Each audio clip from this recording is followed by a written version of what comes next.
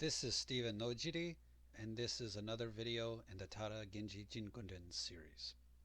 This video will be taking a look at the timeline of the Tada Genji Jingunden. And in order to do this, we're going to go over a very brief history of the Jingunden from the perspective of the Jingunden itself and from an outside academic perspective of the Jingunden. So, from the perspective of the Jingunden itself, from its own belief, its own view system, the Jingunden begins with Emperor Jimmu and goes until, theoretically, the present day. What this basically encapsulates then is Emperor Jimmu's spread through the islands of Japan up into Japan's sort of conscripted army, into the development of the Bushi through the 1100s, the 1200s, the 1300s, etc., etc., etc., through the northern and southern court period, through the Sengoku Jidai, through the Edo period, up and through the Meiji, etc., etc. So from the perspective of the Jingunden, it encapsulates the entirety from the beginning of the human emperor line. So we're starting with Emperor Jimmu until theoretically ongoing. So from the academic perspective, it's a little bit more complicated. From the perspective of the academic community, there is, well, we will start by saying the average Japanese historian or the average academic historian, it's predominantly Japanese. There's very, very few non-Japanese who even know about Jingunden, let alone study it or do any kind of research on it. So from predominantly Japanese academics, Japanese historians, the Jingunden is generally cited as being a creation of the late 1600s and the early 1700s. However, there is 2 points that must be made. The first point that must be made is that that information is actually provably incorrect.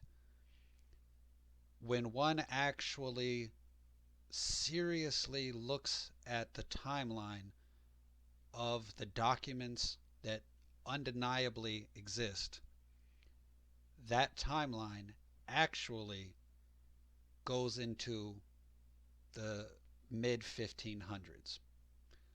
So even though the typical sort of generic Japanese academic understanding of Jingunden is that it is created in the late 1600s, early 1700s, the documentation actually has already been proven. It exists. It's been proven, undisputed. Everybody agrees that the documentation actually goes back into the 1500s.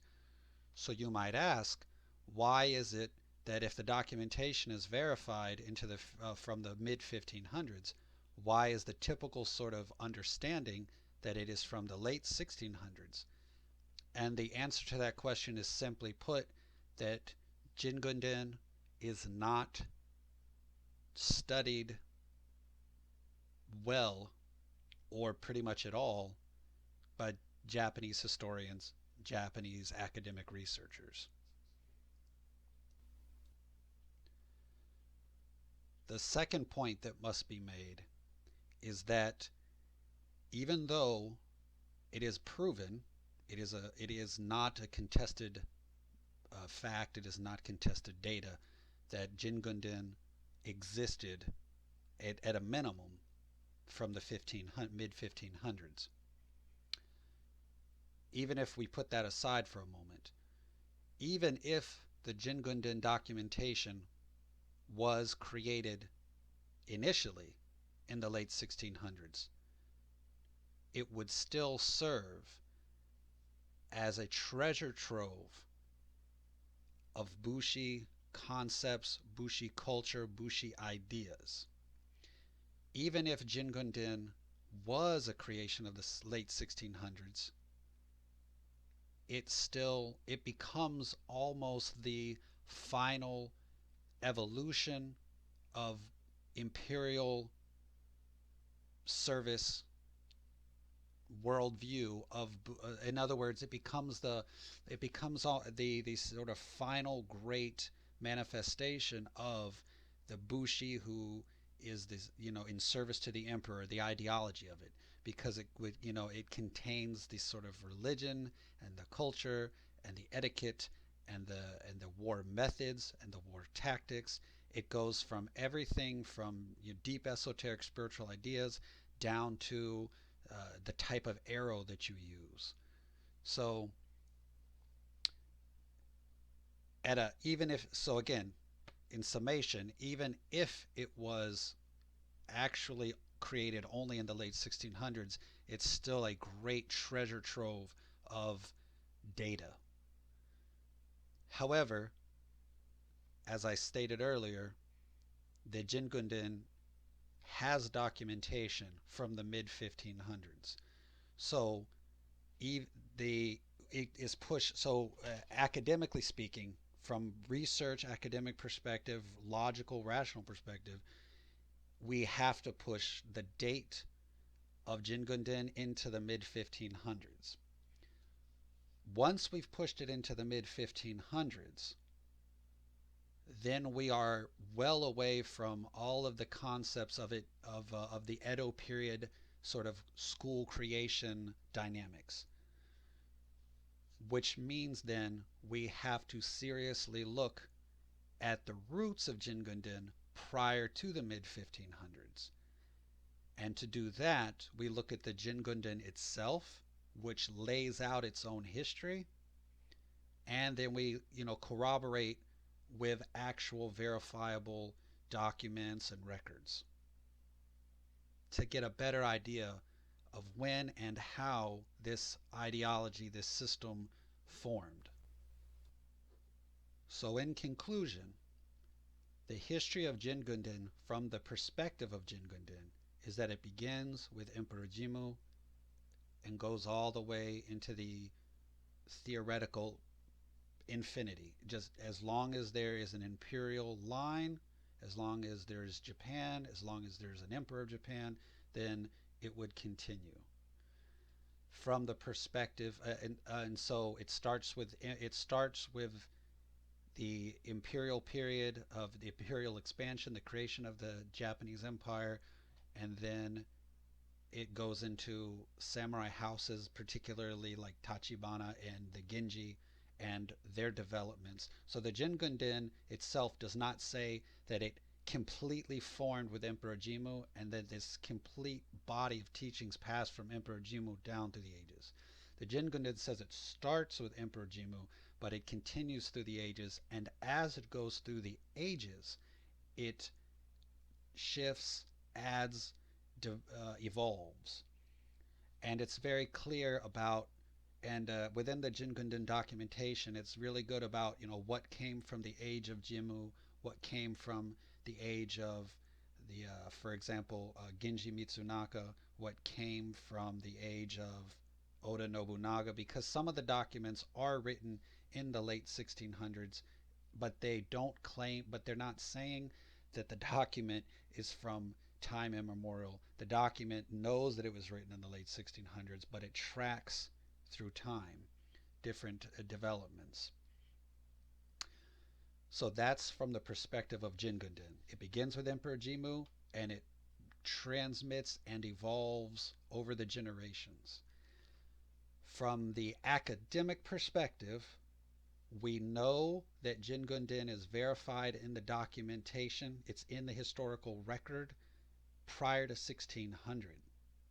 So it comes around the mid 1500s.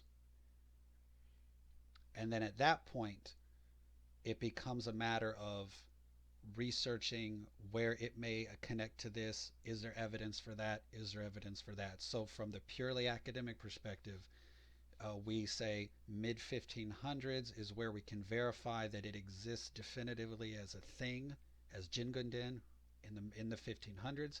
It does predate 1600, and but beyond 1500, it gets more theoretical and gets more things are corroborated, but it's not definitively on point. It's not definitively like there's a Jingunden documentation that we have in our hands that goes back beyond 1550. So, in closing, we can see that the Jingunden's own perspective and the academic perspective can potentially overlap. They corroborate in the sense that the Jingunden never claims to be fully formed and complete, passed down through through 1,000+ years. It is a Don't think of the Jingunden as a body of knowledge that started at one point and then just passed down unchanged through the ages. The Jingunden is a almost you can almost think of it as a living tradition among the Tada Genji, a living tradition among the Tachibana, a living tradition among Bushi who are particularly loyal to the imperial house, or to the emperor. This a living tradition that with each generation you can potentially add to the growing body of teaching. And so it's then around the mid 1500s is when we can historically see this body of teachings congealing into a essentially finalized form. And then in the late 1600s, 1700s, early 1700s, you could say then, okay, that's sort of when it hits its final form. And then beyond that, we don't really see any further development. This is actually how the Jingunden's own viewpoint and how the academic viewpoint actually support each other. And we end up ultimately with the same history or the same story, the same understanding from both perspectives.